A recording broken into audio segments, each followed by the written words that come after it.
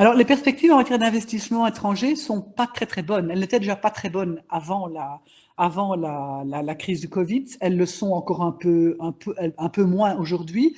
Et on estime qu'on risque de perdre plus ou moins 40% de l'investissement étranger pour les pays en développement dans les années, pour la fin de l'année 2020 et l'année 2021. Donc, ce sont des chiffres qui sont quand même assez inquiétants.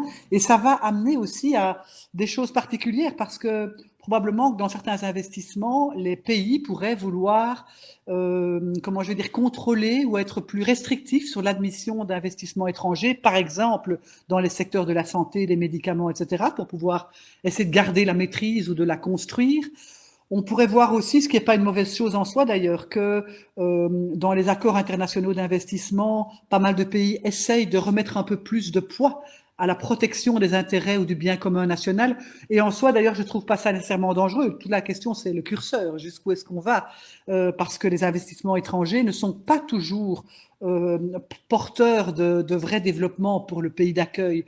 Ils ne sont pas toujours, surtout dans les zones où on fait de l'exportation immédiate après avoir investi et où il y a peu de retour dans le pays et où finalement on accueille un investissement étranger qui ne rapporte pas beaucoup en termes de transfert de technologie, qui ne rapporte pas beaucoup en termes de création d'emplois. Et donc je peux comprendre que dans les pays d'accueil, on soit un peu plus suspicieux, si je peux dire, ou qu'on mette des conditions plus strictes pour l'accueil des investissements étrangers.